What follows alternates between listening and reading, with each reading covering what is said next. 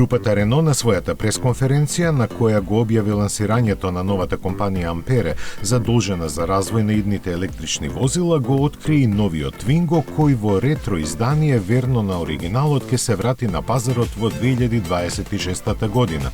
Честа да го стори тоа ја имаше лично Лука Де Мео, кој своевремено во Фиат беше задолжен за успешната реинкарнација на легендарниот 500. Меѓу другото, тој соопшти дека идниот Твинго ќе биде електричен, ќе се продава за помалку од 20.000 евра, а би требало да се произведува во Словенија. Новиот модел ќе го задржи концептот на градски автомобил од најнискиот сегмент, од кој скоро сите други избегаа.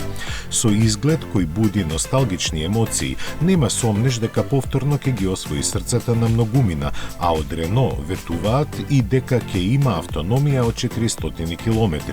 Покрај Твинго најавено е дека понудата на електрични модели на Рено ќе се состои уште од 6 автомобили.